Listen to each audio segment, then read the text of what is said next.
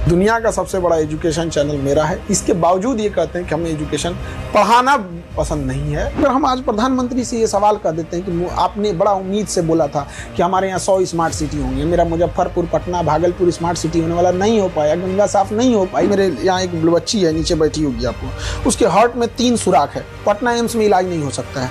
काहे को खोले एम्स? हमारे वित्त मंत्रालय के अधिकारियों और वित्त मंत्री के नज़र में सिनेमा देखना और पढ़ना बात बराबर ही है। बहुत सारे लोग ये कहते हैं कि आप राजनीति में आने की भूमिका बना रहे हैं। किसान सम्मान निधि योजना, उससे फर्क पड़ा है? 6,000 रुपए जो मिलते हैं। अब मेरा पैर तोड़ के आप हमें बैसाखी दे दीजिए और कहिए कि आप बहुत अच्छे हैं। जब से ऑपरेशन सिंदूर वो वापस लिए ना, एकदम दिल टूट गया।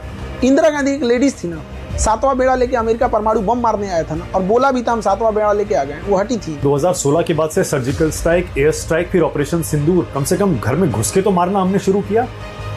सर, इसको घर में घुस के मारना कारगिल को बोलते हैं, घर में घुस के मारना। अच्छा, आप भी जानना चाहते हैं कि कितने एयरक्राफ्ट हमारे गिरे? क्या ये सवाल सही है? ये पूछना चाहिए क्या? बिल्कुल पूछना चाहिए। किसकी वजह से हुआ बंटवारा? उस समय जितने लोग थे सब जिम्मेदार थे। अगर वो बन जाते प्रधानमंत्री अंबेडकर जी, तो आज देश अलग होता, अलग स्थिति में बिल्कुल रहता। बिहार में जो वोटर लिस्ट को लेकर हंगामा हो रहा है, खान सर की उस पर कोई राय है? ईरान इजराइल में कौन जीता खान सर? हमारी फॉरेन पॉलिसी एकदम फेल हो गई है। एक देश हमारे साथ ऑपरेशन सिंदूर में खड़ा नहीं हुआ, जो आसपास के हमारे पड़ोसी हैं वो भी हमारे साथ नहीं है। आपको लगता है ट्रंप ने ही सीज फायर कराया था? सबसे पहले ट्वीट उन्होंने ही किया था। मोदी जी को करना क्या चाहिए कि ईरान और इजराइल वाले मैटर में और अमेरिका वाले मैटर में इन्हें ट्वीट करना चाहिए कि मैंने अमेरिका और ईरान का सीज फायर करा दिया यहाँ पर। अगर आपको सलाह देनी होती प्रधानमंत्री को, 3 सलाह ऐसी आप क्या देंगे कि सबसे पहले आप ये करिए, देश की 3-4 ये जो समस्याएं हैं ये सॉल्व हो जाएंगी? हम देखते हैं कि कहीं छापा पड़ा तो नोट गिनने की मशीन आ रही है, 200 करोड़ पकड़ा गया, 100 करोड़ पकड़ा गया।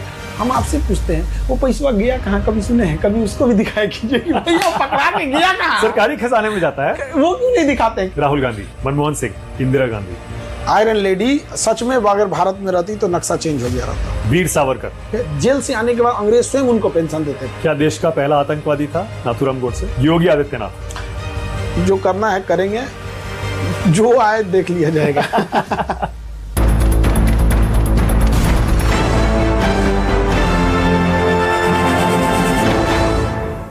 नमस्कार, आप देख रहे हैं न्यूज 24। मैं हूं मानक गुप्ता। आज पटना में चाय वाला इंटरव्यू जाने माने शिक्षाविद, social media influencer Khan sir का। कैसे हैं खान सर? नमस्कार, बढ़िया है, हम बहुत अच्छे हैं। अभी जब मैं आया तो मैंने देखा बहुत सारे गरीब बच्चे आपके यहाँ पढ़ाई के लिए आते हैं, और मैंने एक एप्लीकेशन देखी जिसमें एक बच्ची कह रही थी कि मेरे पास पैसे नहीं है और मुझे पढ़ना है। फिर मुझे पता लगा कि जो भी गरीब बच्चा पढ़ाई के लिए आता है, खान सर के दर से खाली हाथ कोई नहीं जाता है। इसके पीछे क्या सोच है? देखिए, अगर गरीब है और पढ़ने में सिंसियर है, 2 शर्तें हैं हमारे पास। केवल गरीब नहीं, गरीब और पढ़ने में सिंसियर। अब ऐसा नहीं कि आप क्लास में आ जाएंगे और न पढ़ाई में मन लगाएंगे, न घर जाके पढ़ेंगे, न सिंसियरिटी से देखेंगे, क्लास में बदतमीजी करेंगे, डिसिप्लिन तोड़ेंगे। नो, पढ़ाई में अच्छे हैं और गरीब हैं तो बाधा बनने नहीं देंगे। अब ऐसा नहीं होगा कि अब भाई हमको घुसा दीजिए यूपीएससी बैच में और हम पढ़ना चाहते हैं, वो डिप्रेशन में चला जाएगा। जिस लेवल आप मेहनत नहीं करेगा और हमने उसे यूपीएससी या पीसीएस बैच में उतार दिए तो फिर तो डिप्रेशन में चला जाएगा। पर खान सर ऐसे क्यों करते हैं? क्यों मतलब गरीब बच्चों पर अपनी जेब से पैसा खर्च करके अपनी मेहनत से उन्हें पढ़ाते हैं? क्यों? क्या इसके पीछे सोच क्या है? देखिए, हमको ना अगेन बताते हैं, हमें एजुकेशन, हमें एज ए टीचर बनना पसंद नहीं। और आज के डेट में भी हम कहते हैं दुनिया का सबसे बड़ा एजुकेशन चैनल मेरा है। इसके बावजूद ये कहते हैं कि हमें एजुकेशन पढ़ाना पसंद नहीं है। हमें फौज में जाना था, नहीं तो हमें किसानों के लिए पढ़ाना था, किसानों का क्लास लेना था, न कि यहाँ बच्चों का। बट इनकी जो गरीबी देखते हैं ना, उस वजह से हम देख के यहाँ चुप बैठ जाते हैं कि जो चीज़ हमें नहीं भी पसंद है हमें वो करना पड़ रहा है, क्योंकि अगर हम हटें तो इनकी फीस दोगुनी तिगुनी चली जाएगी। यूपीएससी की फीस 2-2.5 लाख रुपए होती थी, वो आके नीचे ले आती, हम लोग 7-8 हज़ार पे लेके चले आए लोग।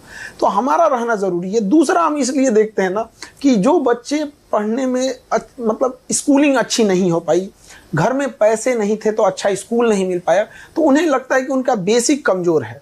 तो हम उन्हें देखते हैं कि भैया टेंशन नहीं ले, हम हैं, तुमको कितना भी कमज़ोर रहोगे तो तुमको उस लेवल तक पहुंचा देंगे। अब अगर तुम घर पे पढ़ाई उसे रिवीजन कर रहे हो, उसे होल्ड कर लिए, तो तुम्हें एग्जाम निकालने से कोई नहीं रोक सकता है। तो बेसिकली हमारा मोटो ही है कि हमको उन गरीब बच्चों के लिए खड़े होना है। आज भी हमारे यहाँ सब्जी बेचने वाला, ठेला बेचने वाला, 90% यही बच्चे आते हैं। किसी के यहाँ भी रिजल्ट भी हो जाता। अभी एक आए थे अपनी बेटी को लेके, उनकी 2 बेटियों का सिलेक्शन हो गया पुलिस डिपार्टमेंट में, 2 बेटियां, और वो चाय लगाते थे। और ठेले पे चाय लगा के, और कहते थे सर कभी चाय लगाने में ना ठेला कभी हटाया जाएगा, अतिक्रमण वाले भगाएंगे, कभी नगर निगम वाले भगाएंगे। बड़ा दिक्कत होता है इन लोग को, जो इस टाइप के लोग होते हैं जिनके पास उतनी पूंजी नहीं है। कोई फल बेचता था तो उन लोगों के लिए कहते सर क्या बताएं, ठंडी के दिन में फल का मार्केट खत्म हो जाता है। क्यों? ऑब्वियस बात है, लोग ठंडी में कम फल खाते हैं। तो ऐसे लोग हमारे यहाँ आते हैं पढ़ने। पर आपने ईमानदारी से ये बात तो मानी कि आपका ये करने का मन नहीं करता है ना, हम सच में तो बताते हैं। अब क्या करने का मन करता है?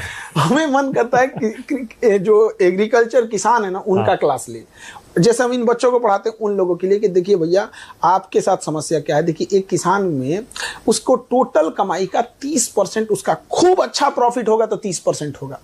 अब समझिए उसको बर्बादी कहाँ से हो रही है। 30% फसल उसका कीड़े खराब कर देते हैं, और कोल्ड स्टोर की चेन ना होने की वजह से 30% फसल खराब हो जाती है, रखने का जगह नहीं। तो उसको प्रॉफिट है 30% और लॉस है 60%।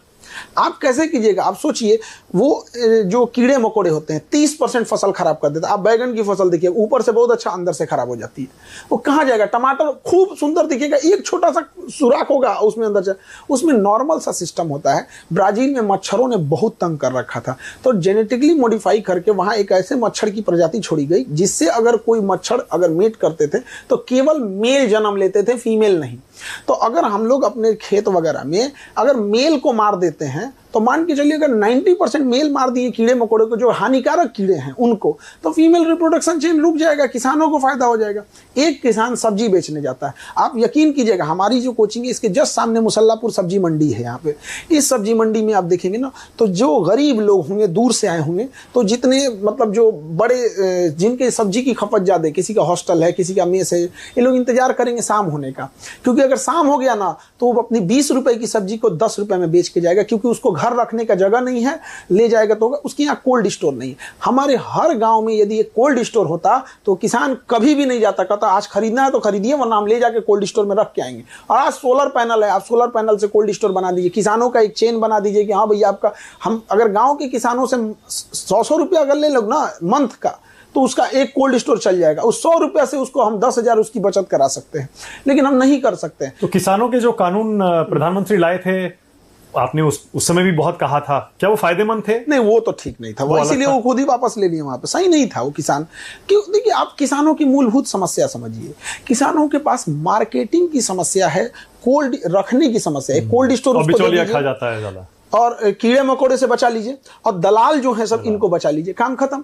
अब एक बात बताइए, यहां से अगर आप सिंगापुर सब्जी भेजिएगा यहां से, तो उसका सबसे बड़ा कॉस्टिंग क्या आएगा? ट्रांसपोर्टेशन। उसका रीजन है कि उसकी जो पैकेजिंग आएगी ना, पैकेजिंग वो काफी महंगी आएगी। अब क्यों महंगी आएगी? क्योंकि हम लोग उसको कार्डबोर्ड से पैकेजिंग करते हैं। कार्डबोर्ड से इसलिए करते हैं क्योंकि रेगुलर कोई नहीं है, लेकिन अगर मान के चलिए हमारा ही यह ड्यूटी हो जाए तो हम कार्डबोर्ड की जगह प्लास्टिक यूज करेंगे। अंडे का जो ट्रे होता है वो कागज का भी होता है, प्लास्टिक का भी आता है, लेकिन जिसको अंडे का रेगुलर व्यापार करना है वो एक बार पैसा लगा के वो प्लास्टिक वाला खरीद लेता है, बार बार वो कागज वाला नहीं लेता, क्योंकि कागज वाला वन टाइम यूज होगा, फटेगा, खराब हो जाएगा, तो कॉस्टिंग नीचे आती है। बट रेगुलर कोई है नहीं जो उसको भेज सके। मतलब आप क्या ये भी इशारा कर रहे हैं कि जो प्रधानमंत्री ने कहा था कि 2022 तक मैं किसानों की आय डबल कर नहीं दूंगा, हो पाया ना, नहीं हो पाया। बट प्रॉब्लम क्या है ना कि हम लोकतंत्र में नहीं है, हम भीड़ तंत्र में। अगर हम आज प्रधानमंत्री से ये सवाल कर देते हैं कि आपने बड़ा उम्मीद से बोला था कि हमारे यहाँ 100 स्मार्ट सिटी होंगी, मेरा मुजफ्फरपुर, पटना, भागलपुर स्मार्ट सिटी होने वाला, नहीं हो पाया। गंगा साफ नहीं हो पाई, महंगाई कंट्रोल नहीं हो पाया, किसानों की इनकम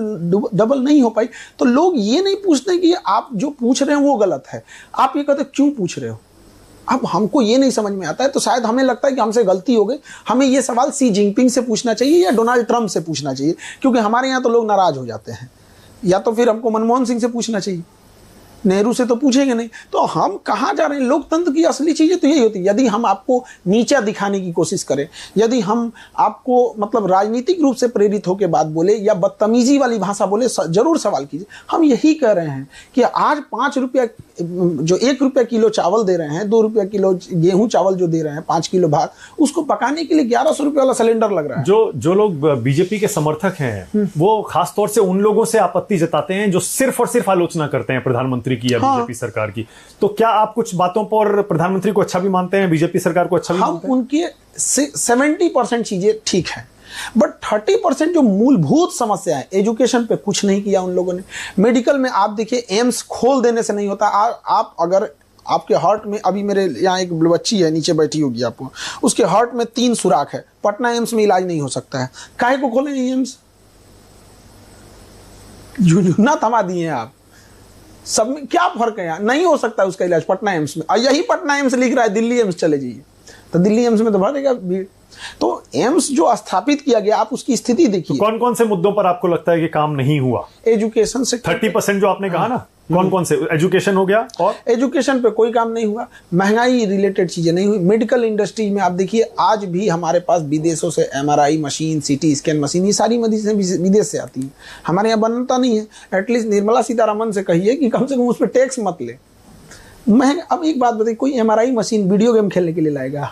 जो बड़ी बीमारी है उसकी जांच करने के लिए लाएगा, उस पर क्या जरूरत है टैक्स लेने की? आप कहते हैं एक और बेटी पढ़ाओ और बेटी बचाओ, अब बेटी के ऊपर एजुकेशन पे 18% GST ले रखे हैं।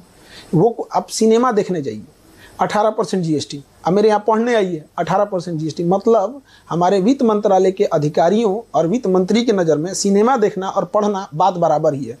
Entertainment and education same tax, ये तो गलत चीज़ें हैं ना। यहाँ पर हम किसको बोले? जिनपिंग को। और जो 70% अच्छी चीजें हैं आप मानते हैं? हाँ, अच्छी, जो अच्छी, हम लोग कोई राजनीतिक आदमी थोड़े। कौन कौन सी अच्छी चीजें आपको लगती है? Road infrastructure, connectivity, digitalisation, banking system जो ये हुआ है, बहुत सारी चीजें में FDI जहां देना चाहिए वहां देना चाहिए, लिबरलाइजेशन हुआ, प्राइवेटाइजेशन को बढ़ावा दिया गया, GST में पारदर्शिता लाई गई। स्लैब अलग है, जैसे एजुकेशन पे 18% नहीं होना, बट GST की जो पारदर्शिता है उसको की गई, वो अच्छी चीजें हैं। बट हम एजुकेशन में हैं, हमारा काम, सबसे पहला सवाल हम एजुकेशन से पूछेंगे, एजुकेशन में कुछ भी नहीं किया गया। 10 में से प्रधानमंत्री को मतलब आप एजुकेशन में कुछ 7 नंबर देते हैं? वो तो जो बाकी काम किए उनमें तो हम क्यों उनको कहेंगे भाई, लेकिन बाकी जो काम किया अच्छा किए। लेकिन अभी बहुत सारे लोग ये कहते हैं कि आप राजनीति में आने की भूमिका बना रहे हैं। नहीं, क्यों हमको पॉलिटिक्स में आना चाहते हैं? हम स्पष्ट बोल रहे हैं, हम नहीं जा रहे हैं। अब हम किस तरह से बोले? हनुमान जी थोड़े जो सीधा चीर के राम दिखा देंगे यहाँ पर। सवाल को यही तो हम कह रहे हैं, भीड़ तंत्र हो जाए। आप अगर अपनी समस्या कहिए तो लोग कहते हैं कि आप ये आना चाहते हैं, इसके या तो आप राजनीति में आने में कोई दिक्कत नहीं है, सबको आना चाहिए।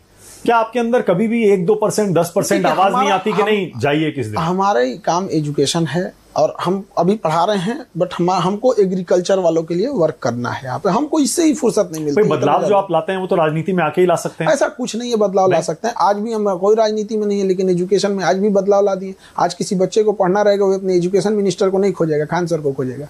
ये हम गारंटी बोलते हैं, किसी राज्य के एजुकेशन मिनिस्टर से पूछ नहीं जाएगा उनके पास। यानी आप मानते हैं कि सोशल मीडिया ने सबको इतना ताकतवर बना दिया यहाँ। बिल्कुल, आप सच्चे मन से करना चाहेंगे तो हो जाएगा, बिल्कुल बदलाव आएगा, कोई जरूरी नहीं है कि आप वहीं जाएं। खान सर, लेकिन किसानों की आपने बात की, आप ये तो मानेंगे कि प्रधानमंत्री की जो योजना चल रही है, किसान सम्मान निधि योजना, उससे फर्क पड़ा है 6,000 रुपए जो मिलते हैं साल के, या नहीं? अब मेरा पैर तोड़ के आप हमें बैसाखी दे दीजिए और कहिए कि आप बहुत अच्छे हैं। आप सोचिए, किसान सम्मान निधि महीने का कितना मिलता है? 500 रुपये महीने का, 500 रुपये। मजदूर की दिहाड़ी होती है एक दिन की 500 रुपये, महीने का 500 रुपये मिल रहा है। आप कल्पना करके देखिए,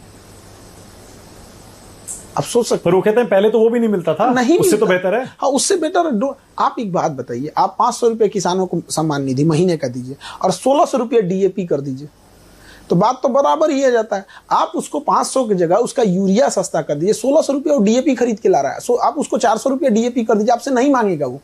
प्रधानमंत्री इतने लोकप्रिय क्यों है फिर? अगर किसानों के लिए कुछ नहीं करते, किसान भी बहुत वोट देता है।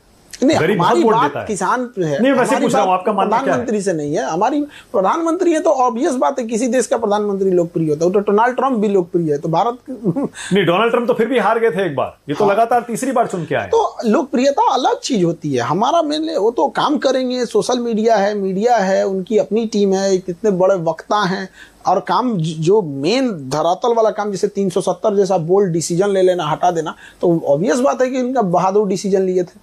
जो हम तो यही नहीं समझ में आता है, जो प्रधानमंत्री 370 जैसा इतना बोल्ड डिसीजन ले सकता है, वो ऑपरेशन सिंदूर में क्यों हट गया? हमको बेसिकली इधर जब से ऑपरेशन सिंदूर वो वापस लिए ना, एकदम दिल टूट गया। मतलब नहीं होता है कि मतलब कोई छाती पे लात रख दिया, वहां पे क्या जरूरत थी इनको ऑपरेशन? हमको व्यक्तिगत रूप से हम बता रहे हैं, हमको सबसे ज्यादा हम आहत हैं पूरे उनके 3 कार्यकाल में। हमको एक चीज से सबसे ज्यादा शिकायत है, तो ऑपरेशन सिंदूर में वो पीछे क्यों हटे। इंदिरा गांधी एक लेडीज थी ना, 7वां बेड़ा लेके अमेरिका परमाणु बम मारने आया था ना, और बोला भी था हम 7वां बेड़ा लेके आ गए, वो हटी थी। जबकि परमाणु बम लेके आ गई था, अमेरिका लेके आया था, आज तो कोई ऐसा नहीं लेके आया। पर पाकिस्तान के पास तो आज अपना परमाणु बम है ना। तो हमारे पास नहीं है, इसका मतलब ये हुआ हम कभी नहीं लड़ सकते हैं। अब हम क्या बोलेंगे, क्या कमी थी जो आप पीछे हट गए? और अगर वॉर हो जाती, न्यूक्लियर वॉर हो जाती तो ऑब्वियस बात है, आप तो परमाणु हथियार रखे क्यों है? स्वाभिमान से साथ जिंदगी जीना है, स्वाभिमान खत्म होना, ऐसी जिंदगी को जूती पे रखते हैं लोग। नहीं चाहिए ऐसी जिंदगी, स्वाभिमान से समझौता नहीं। हमारे जिन बहनों के सुहाग को उनके सामने गोली मारा गया, क्या उसका कोई मोल नहीं है? जिसको ये कहकर गोली मार दिया गया कि तुम हिंदू हो कि मुसलमान हो, क्या उसकी कोई मोल नहीं है? या हिंदू होना पाप हो गया है? उसको मारा रहता, अगर कोई अपराध किया रहे, कोई व्यक्ति कोई गुनाह किया रहे, तो आप गोली चलाइए। वो इंसान घूमने गया है, कोई छुट्टियां मनाने गया, उसको मार देने के बाद क्या आपका कलेजा या पूरे देश के लोगों को पूछता खून नहीं खोलता है? पर कम से कम आप ये तो मानेंगे 2016 के बाद से सर्जिकल स्ट्राइक, एयर स्ट्राइक, फिर ऑपरेशन सिंदूर, कम से कम घर में घुस के तो मारना हमने शुरू किया। सर, इसको घर में घुस के मारना कारगिल को बोलते हैं, घर में घुस के मारना। वो उन्होंने मारा था कारगिल में, हम लोग घुस के मारे थे, पूरा आ गए थे हमने, ए टू जेड को बाहर घुस के नहीं मारा था, उन्होंने घुस के मारा था। 1971 में हम लोग मारे थे। 1971, उसको बोलते हैं घर में घुस के मारना। 1971 में नक्शा बदलना चाहिए, धरातल पे चेंजिंग आनी चाहिए, बहुत चेंजिंग आनी चाहिए। ऐसे तो 4 मिसाइल मार देंगे हम, हो जाएगा, ऐसे थोड़ी होता है। आपको लगता है पाकिस्तान का इलाज यही है? नहीं, पाकिस्तान का ना इलाज इजराइल स्टाइल में करना चाहिए, उससे नीचे कुछ नहीं। अब कह रहे हैं कि full scale war, full scale war चाहिए वहां पे। और क्या, आर्मी हेडक्वार्टर उड़ाइए, क्या आतंकवादियों के हेडक्वार्टर उड़ा रहे हैं? दोनों में क्या डिफरेंस है? वहां की आर्मी आतंकवादी है, फील्ड मार्शल ले लिया उसने उपाधि। तो हमको बेसिकली प्रधानमंत्री से हमको कोई, कभी भी आप देखिए होगा, हमको उतना शिकायत नहीं रहता था। लेकिन जब से इन्होंने ऑपरेशन सिंदूर में वापस लिया ना, मतलब अजीब सा, मतलब सोच नहीं सकते हैं। आपको लगता है चुनाव में नुकसान भी हो सकता है? अब जो जानता है इस सब चीजों के, ऑब्वियस बात है नुकसान होगा उनको। नहीं लेना चाहिए वापस उनको। अभी भी कहते हैं कि मार दीजिए, फिर उठ के। यानी राहुल गांधी सही सवाल पूछते हैं ना? अब वो उनका मैटर है, उनसे वो जो कहते हैं कि एयरक्राफ्ट कितने गिरे बताइए, तो इनकी वजह से गिरे। उनका अधिकार है, वो सांसद है, वो सांसद में सवाल पूछ सकते हैं, इसमें गवर्नमेंट को जवाब देना पड़ेगा, बट वहां हम लोग का अधिकार नहीं बनता है। अच्छा, आप भी जानना चाहते हैं कि कितने एयरक्राफ्ट हमारे गिरे? क्या ये सवाल सही है, ये पूछना चाहिए क्या? बिल्कुल पूछना चाहिए। एक बात बता दें, अगर हमारे एयरक्राफ्ट गिरे ही है तो हमें आगे जाके सब उसमें सुधार की जरूरत है। अगर हमारे सपोज कीजिए राफेल अगर गिर रहे हैं, तो हम राफेल से एडवांस लेके आएंगे ना, हम उसका Su-57 लेके आएंगे। अगर ऐसा है तो छुप, लोकतंत्र की पहली परिभाषा होती है, आप उसमें डेमोक्रेसी है, आपके घर का सामान तो है नहीं, वो तो देश की संपत्ति है, बताना पड़ेगा वहाँ पे। लेकिन हाँ, फिर इसमें क्या होता है ना कि पाकिस्तान के सामने अगर ये होगा तो पूरी दुनिया के सामने थोड़ी सी भारत का वो होगा, डाउन होता है। तो थोड़ा हर चीज सोच समझ के आदमी को करना पड़ता है। इसीलिए शायद सरकार भी कह रही है और आर्मी भी यही कह रही है, एयरफोर्स भी, कि अभी नहीं बताएंगे, बाद में कभी ना कभी तो बताएंगे। अभी इस समय ऑपरेशन सिंदूर टेक्निकली चल रहा है, ऐसे में अगर बता दिया तो पाकिस्तान उस बयान को लेकर उड़ेगा, दुनिया में बताएगा देखियो हमने इनके इतने गिरा दिए, इतने गिरा दिए। इस समय ये समय सही नहीं है। नहीं, समय उचित नहीं है। ये तो आप मानते हैं ना, ये समय उचित नहीं है? समय उचित कभी नहीं आता है, समय बताना पड़ता है। एक बात करें, मान के चलिए हमारा 5 गिरा, अब 10 गिरा के फिर बोलो कि हमने उनका 10 गिरा है, मेरा 5 गिरा है, क्या मतलब बनता है? आप 10 गिरा दीजिए उसका। पर लेकिन आपने अभी बहुत इंपॉर्टेंट बात कह दी, आपने कहा कि सीधा मिलिट्री के उनके इंस्टॉलेशंस को उड़ाना चाहिए। पहला हमारा आर्मी हेडक्वार्टर, क्योंकि आपने देखा होगा इंडोनेशिया में इंडिया के जो डिफेंस अटैची हैं कैप्टन शिव कुमार, उन्होंने कहा कि हमारे एयरक्राफ्ट इसलिए गिरे क्योंकि शुरू में हमें पॉलिटिकल लीडरशिप से ये ऑर्डर था कि टेरर इंफ्रास्ट्रक्चर मारना। ये हमेशा इन पॉलिटिकल वालों का ना यही खराब लगता है। अटल बिहारी वाजपेयी जब प्रधानमंत्री, एकदम स्पष्ट कहना था कि LOC क्रॉस नहीं करना। क्यों नहीं क्रॉस करना है? क्या मतलब बनता है यहाँ पे? वो हमारे देश में घुस गया, इनको मार के बस भगा देना, क्रॉस नहीं करना है।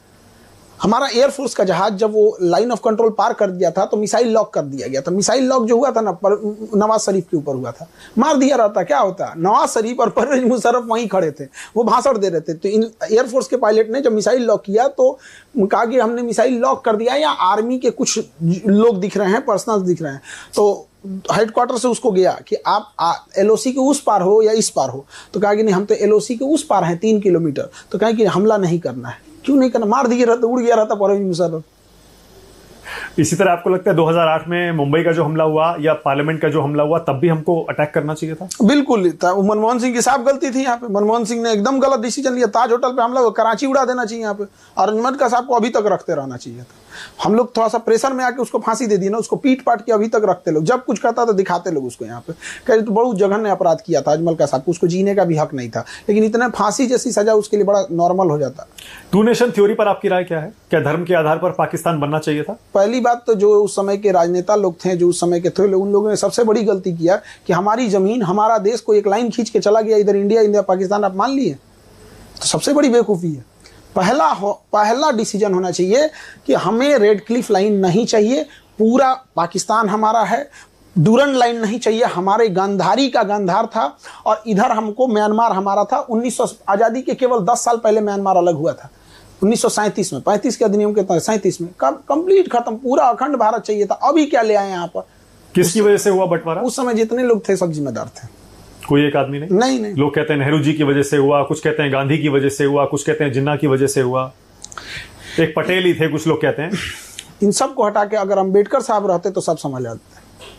सबसे बड़ी मिसिंग होती है, लोग अंबेडकर साहब को आज़ादी के टाइम अंडर एस्टिमेट कर देते हैं।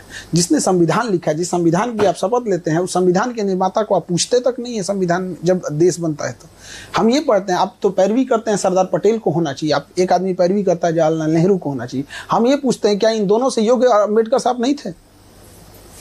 आप इन्हीं से पूछिए कि आप दोनों से योग्य थे कि नहीं थे। अंबेडकर साहब वो व्यक्ति थे जिनके हाथ में था एक अलग देश बनाना। 1932 रैमजे मैकडोनल्ड प्रधानमंत्री, लंदन में बैठ के गोल में सम्मेलन चल रहा था, गांधी जी और वहां खड़े थे, वापस आए, इन्होंने कहा कि मुझे दलितों के लिए अलग देश नहीं चाहिए, बल्कि मुझे उनके लिए आरक्षण चाहिए ताकि मैं उनका उत्थान कर सकूं। क्या जिन्ना से कम पावरफुल थे अंबेडकर साहब? नहीं, उनकी देशभक्ति पे सवाल उठा देते हैं सब। अगर वो चाहते तो वो जैसे जिन्ना ने बनाया था बना सकते थे। सबसे योग्य कोई व्यक्ति था उस समय तो अंबेडकर साहब, जिसकी कोई चर्चा नहीं, उन्हीं को प्रधानमंत्री बिल्कुल होना चाहिए, तो सब लोग एक्सेप्ट कर लेते, इवन जिन्ना भी एक्सेप्ट कर लेता, इधर इंडिया भी एक्सेप्ट कर लेता, लेकिन अपना पर्सनल ईगो में वो एक इंसान छोटी जाति से आता है, वहां भी दिखा दिया लोगों ने। तो गांधी जी जिम्मेदार हैं? बिल्कुल, सारे लोग एकदम गांधी हो जाए, अम्बेडकर, जिन्ना हो जाए, जितने लोग अंबेडकर साहब रहते तो एक्सेप्टेंस देखिए, कुछ ऐसे लोग होते हैं जिनका एक्सेप्टेंस सब करता है।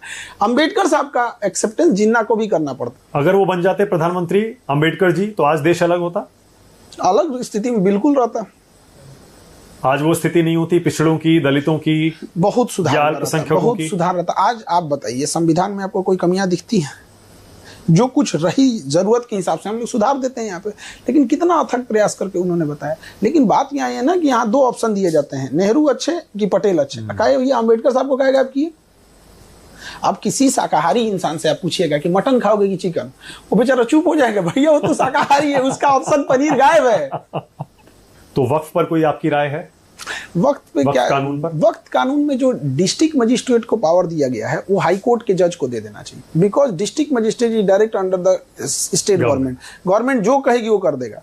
डिस्ट्रिक्ट मजिस्ट्रेट अगर आज चाहे तो इंटरव्यू रुकवा देंगे रुकवा देंगे, तो डायरेक्ट गवर्नमेंट का इंटरफेयर हो जाएगा। अगर आपको सुधार करना है हकीकत में तो डिस्ट्रिक्ट जज को ले आ दीजिए, हाई कोर्ट के जज को ले आ दीजिए।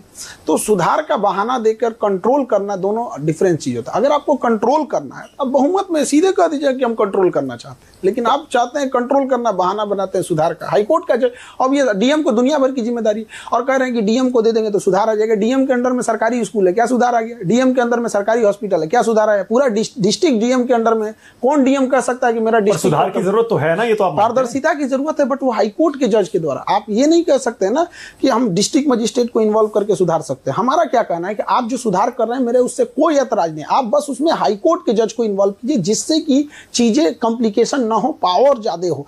डिस्ट्रिक्ट मजिस्ट्रेट को सुधार लाने से कोई सुधार नहीं होगा। ओके, पर सुधार की जरूरत है। हाँ, तो पारदर्शिता की जरूरत, वक्त में तो हर चीजें अपडेट होती रहती है, तो वो लोग भी कहेंगे कि जरूरत है, लेकिन हम तो कहते हैं कि मतलब डिस्ट्रिक्ट मजिस्ट्रेट से ज्यादा हाई कोर्ट जज। ओके, यूनिफॉर्म सिविल कोड पर आपकी यूनिफॉर्म सिविल कोड मीडिया ने बनाया गया एक टिटिम्मा है, बिना मतलब का चीज। यूनिफॉर्म सिविल कोड में होगा क्या? यूनिफॉर्म सिविल कोड में सरकार और जो न्याय व्यवस्था है उसका बर्डन बढ़ेगा। यूनिफॉर्म सिविल कोड में क्या है कि पहले जो डिवोर्स आप घर में बैठ के दे देते थे, अब आपको कोर्ट में आके डिवोर्स देना पड़ेगा। पहले एक आदमी 3-4 विवाह कर लेता था। भारत में ये प्रचलन वैसे ही धीरे धीरे समाप्ति के गौर पे था।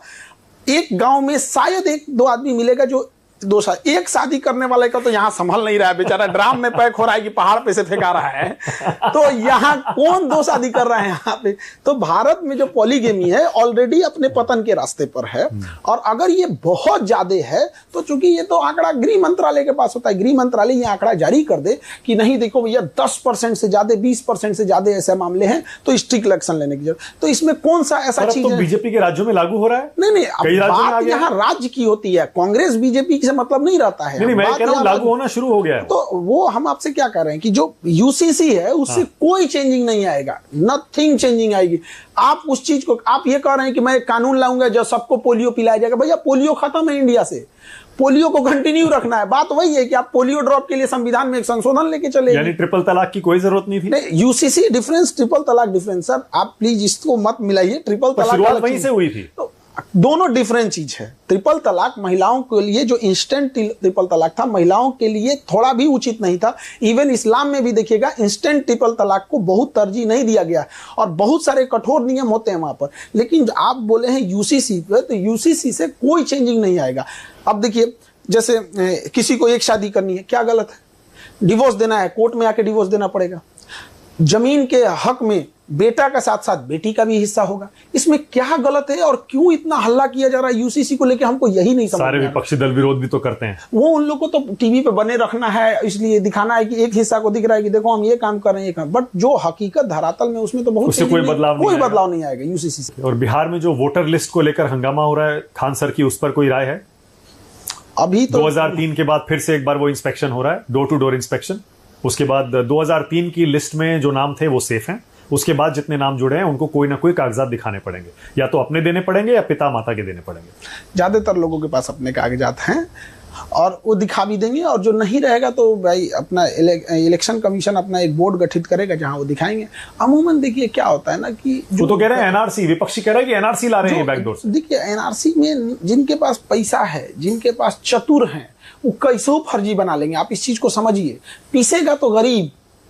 जो बांग्लादेशी एंट्री किए हैं, हम आपसे बार बार कर रहे हैं, जो बांग्लादेशी एंट्री किए हैं वो इतने सातिर और इतने चतुर हैं ना कि वो अपना डॉक्यूमेंट बना के रखे होंगे।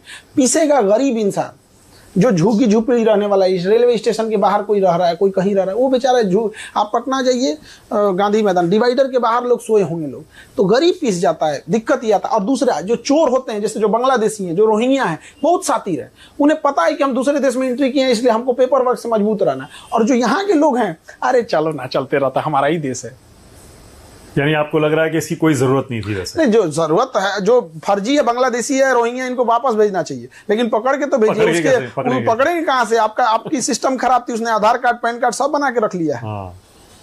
बहुत आसानी से बन जाता है इंडिया में, कुछ भी आसानी से बन जाता है। हमारे यहाँ एक बच्चा पढ़ता था, उसको फीमेल कर दिया, उसको ना डॉक्यूमेंट में उसका फीमेल लिख दिया, और बेशर्मी देखिए वो एग्जाम देने गया तो कह रहा है कि तो फीमेल है, तो कह रहा है कि सब मेरा है, गलती से फीमेल लिया था, वो एंट्री नहीं दिया उसको।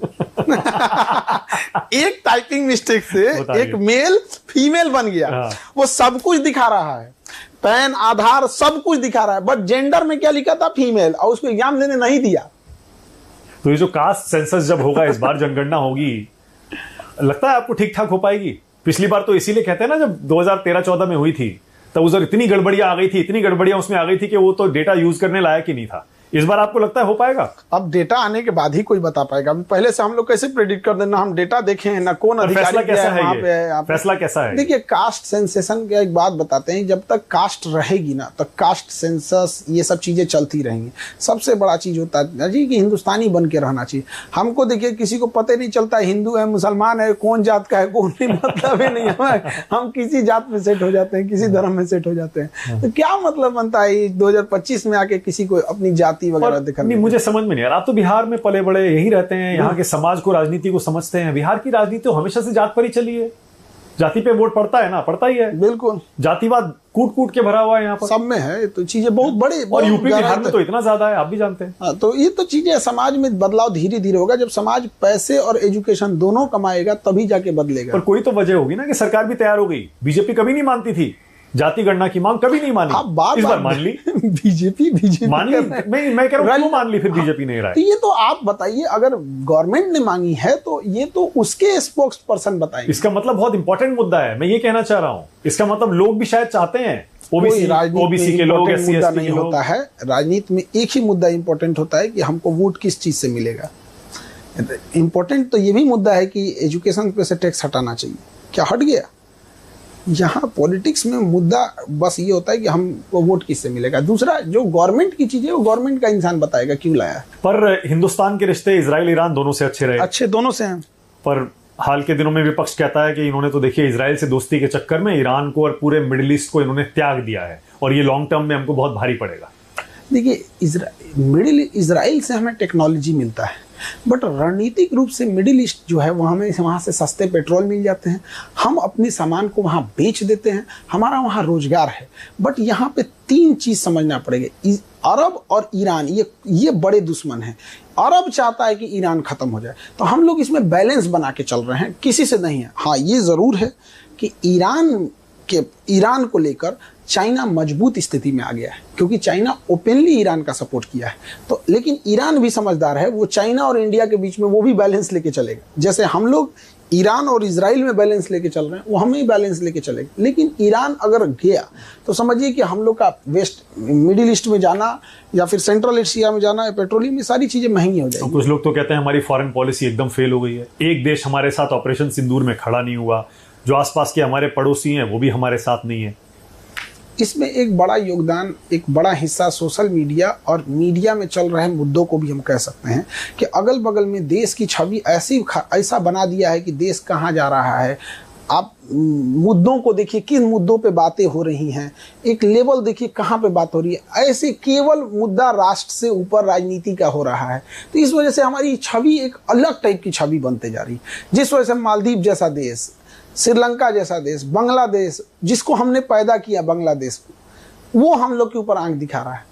तो हमारी जो छवि है ना विश्व गुरु की, या हमारी जो छवि थी वसुधैव कुटुंबकम की, हमारी छवि राइट विंग की ओर ज़्यादा मिटती जा रही है। जो एक रीजन वाले देश में, खास करके जहाँ देश है, वहाँ पे क्या हो रहा है कि हमारा निगेटिव इम्पैक्ट डाल रहा है। हमारे इंडिया में से बहुत सारे लोग सिंगापुर नहीं गए होंगे, लेकिन उन्हें लगता होगा कि सिंगापुर बहुत अच्छा है। कैसे? क्योंकि उन्होंने मीडिया और इन सब चीज़ों से देखा है। तो हम मीडिया से काफ़ी प्रभावित होते हैं। अमेरिका कोई नहीं गया है ज़्यादातर लोग, लेकिन देखते हैं कि अमेरिका बहुत अच्छा है। उसी तरह से हमारे देश के बारे में पता करने से पहले लोग भी मीडिया देखते होंगे, तो इंडिया से कैसे लेवल की डिस्कस होता होगा, क्या दिखता होगा, उन्हें ये दिखता होगा यार ये सब तो केवल पॉलिटिक्स करता है, सब तुम्हारी पार्टी अच्छी कि मेरे, ये प्रधानमंत्री सही कि ये प्रधानमंत्री। देखिए, आप ये जाती कर रहे हैं मीडिया के साथ। सिर्फ मीडिया कैसे दोषी हो सकता है फॉरेन पॉलिसी के लिए? वो तो सरकार उसके लिए जिम्मेदार, विपक्षी दल जिम्मेदार, जो लोग इस पर बहस करते और करवाते हैं। इंटरनेशनल लेवल पर डिस्कस करने के लिए किस लेवल के लोगों को बुला के लाते हैं लोग? जो मीडिया में बहस करने आते हैं, सो 4 ठो मुर्गा जो लगाया जाता है, किस लेवल के रहते हैं लोग? जिनको बिम्स्टेक में कितने देश हैं ये पता नहीं है, आसियान और सार्क में अंतर नहीं पता चल पाता है, संघाई कॉरपोरेशन और नाटो में अंतर नहीं समझ पे आता है। और मीडिया में आके और वो 4 आदमी बोलते हैं कि हमारी पार्टी में ये था, हमारी पार्टी में ये था। कोई कहेगा कि इंदिरा गांधी इतनी बहादुर थी, तो कोई कहेगा मोदी जी इतनी बहादुर थी। यही देखने के लिए आदमी बैठा है, देश कहाँ जा रहा है। कहीं ना कहीं जिम्मेदार तो है इस चीज़ों में। आपको लगता है ट्रंप ने ही सीज फायर कराया था? सबसे पहले ट्वीट उन्होंने ही किया था और ये बड़ा मुद्दा बन चुका है, क्योंकि आपने सीज फायर का जिक्र किया, इसीलिए पूछ रहा हूँ। ये तो मुद्दा बहुत था। ट्रंप ऐसे भी बड़बोला आदमी है, वो कुछ भी बोल देता है तो ट्रंप पे भरोसा करना बहुत बेवकूफ़ी है। मोदी जी को करना क्या चाहिए कि ईरान और इजराइल वाले मैटर में और अमेरिका वाले मैटर में इन्हें ट्वीट करना चाहिए कि मैंने अमेरिका और ईरान का सीज फायर करा दिया, यहाँ पर बदला बराबर। लेट ट्रंप तुम उधर करेगा तो हम इधर करते हैं। वो अमेरिका है, वो इसलिए कोई अमेरिका उनको नहीं कोई कौन नाराज करता है? दुनिया में कोई नाराज नहीं करता है। इंदिरा गांधी नाराज की थी 1971 में, हमारे चौखट पे आके परमाणु बम लाया था, उसके नाक के नीचे हम लोग बांग्लादेश को बना दिया था। ऐसा नहीं है। क्या इंदिरा गांधी वाली कांग्रेस पार्टी आज भी जिंदा है? सर देखिए, इंदिरा गांधी की बात करें, आप कांग्रेस पार्टी को बीच में नहीं लाएंगे। देखिए, विपक्ष का एक हिस्सा है, लोकतंत्र का हिस्सा है। मैं आपसे इसलिए पूछ रहा हूं, लोकतंत्र में सबसे इंपॉर्टेंट ये होता है कि विपक्ष कितना मजबूत है, और सबसे बड़ी विपक्षी पार्टी कांग्रेस पार्टी है। क्या आपको लगता है विपक्ष कमजोर इसीलिए हुआ है क्योंकि या तो वो सही मुद्दे नहीं उठा रहा है, या जनता की नब्ज नहीं पकड़ पा रहा है, और इसीलिए लगातार एक ही पार्टी, एक ही नेता जीतते जा रहे हैं? एक ही इंसान जीते तो उससे क्या खराबी है? बस ये है कि परफेक्टली काम करते रहे। और पर विपक्ष को तो मजबूत होना चाहिए। विपक्ष जाने अपना कैसे मजबूत होगा कैसे नहीं। यहाँ पे पॉलिटिक्स में उतना हम बस एक चीज इतना जानते हैं कि जितना घटिया लेवल का इंडिया में पॉलिटिक्स है, 10-20 समझदार इंसान जिस दिन आ गए ना इस देश में, 10-20 समझदार इंसान, ये जितने नेता हैं सबने ये नोकिया मोबाइल की तरह गायब हो जाएंगे सब। फिर इनको कोई पूछेगा नहीं, फिर ये मुखिया के चुनाव में लड़ेंगे केंद्रीय मंत्री से हार के। ये हम बता रहे हैं आपको, जिस घटिया लेवल का ये लोग करते हैं, इन्हें कुछ अता पता ही नहीं रहता है। इनका पूरा मंत्रालय इनके एसीएस संभालते हैं सब, सेक्रेटरी, इनको कुछ नहीं पता रहता है यहाँ पे। बस हम इतना ही कहते हैं कि हाँ, कभी ना कभी कोई पढ़ा लिखा इंसान आएगा जो इन लोग को ऐसा रिप्लेस करेगा जिसको ये दिखने नहीं मिलेंगे। खान सर, अब मेरा एक रैपिड फायर राउंड, मैं छोटे छोटे नाम लूंगा, एक एक नाम लूंगा, जो पहला शब्द आपके जहन में आता है आपको वो बोलना है। आराम से। हाँ हाँ। ओके। राहुल गांधी कांग्रेस के नेता हैं, बहुत संघर्ष कर रहे हैं। आप पसंद करते हैं? हमारे पसंद को हम तो, हमसे आप 10 नेता का नाम पूछेंगे, हम कहेंगे 10 को पसंद करते हैं। ओके। प्रियंका गांधी अच्छी बहन है उनकी। सोनिया गांधी सब एक ही पार्टी से पूछेंगे। आ रहा है, बहुत लंबी लिस्ट है। आगे मनमोहन सिंह एक अच्छे व्यक्ति और एक अच्छे अर्थशास्त्री, और जिन्होंने 1991 में जो किया था ना, उनको विपक्ष भी नहीं भूल सकता है। चाहे वो मनमोहन सिंह हो और अटल बिहारी वाजपेयी हो, रतन टाटा और एपीजे अब्दुल कलाम। हम 4 लोगों को बताते हैं इस देश को कैसे लोगों की जरूरत है। मनमोहन सिंह सिख धर्म से आते थे, लेकिन कोई इनके खिलाफ कुछ नहीं बोल सकता, देश के लिए क्या नहीं किया।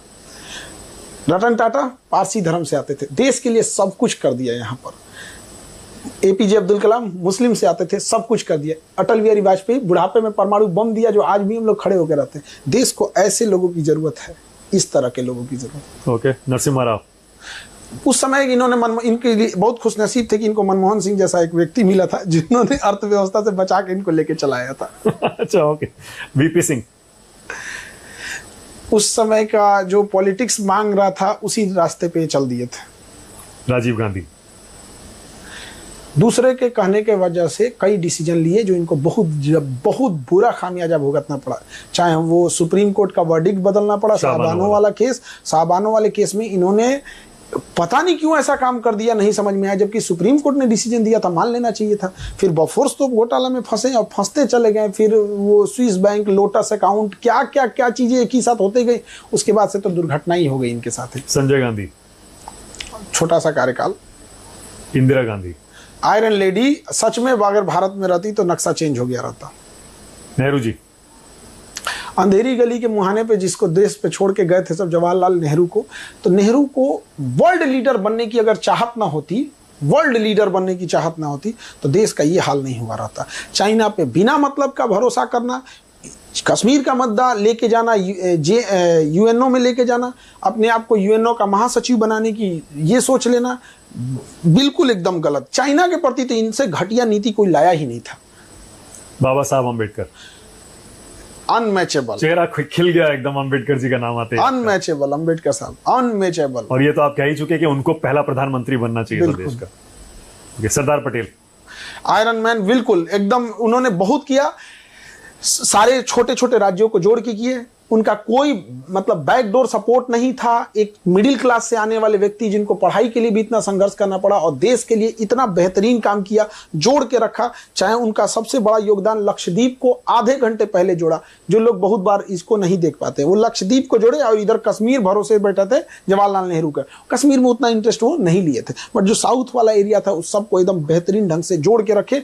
वो मतलब 10 साल और जी जाते तो देश की स्थिति कुछ और होती। दुर्भाग्य से उनकी मृत्यु 1950 में हो गई। और लोग कहते हैं कि उन्हें प्रधानमंत्री होना चाहिए। अब यकीन मानिए, हमें जहां तक लगता है अगर वो जीवित रहते और 1951 का चुनाव रहता तो जरूर उनको वो बनते, नो डाउट इसमें। लेकिन प्रॉब्लम कहां आती है कि कोई अगर जीवित ही नहीं, जैसे अभी हम कहें कि एपीजे अब्दुल कलाम राष्ट्रपति हैं या द्रौपदी मुर्मू, अरे भैया अब्दुल कलाम साहब नहीं है। महात्मा गांधी ने बहुत लंबा संघर्ष किया। इंग्लैंड उस समय जाके पढ़े थे। आज हम लोग की औकात नहीं है कि हम जाके घूम आ सके, वो उस समय पढ़े थे। धन दौलत से कोई कमी नहीं थी। उस समय वो इतने बड़े वकील थे कि भारतीयों का केस लड़ने साउथ अफ्रीका गए थे। लेकिन इन सब के बावजूद आधी धोती पर उस इंसान ने पूरा जिंदगी बिता दिया। कोई पद नहीं लिया देश के बनने के बाद। अगर वो कहते कि मैं देश का राष्ट्रपति बनूंगा तो पक्का बन जाते, जो चाहते वो पद मिल सकता था, नहीं लिए।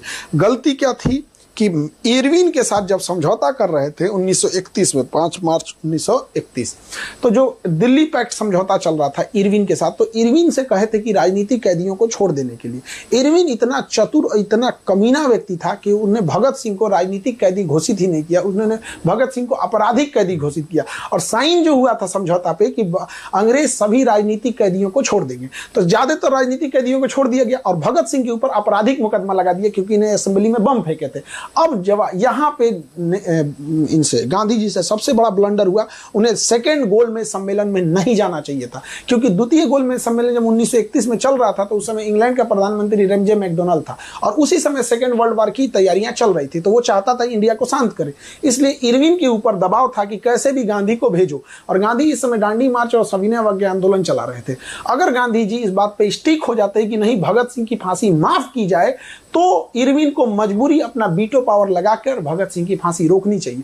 लेकिन गांधी को लगा कि राजनीतिक कैदी हम छोड़ देते हैं, और यहां उन्हें नहीं छोड़ा गया। और इसका दाग गांधी तब तक नहीं धुल सकते हैं जब तक यह पृथ्वी रहेगा।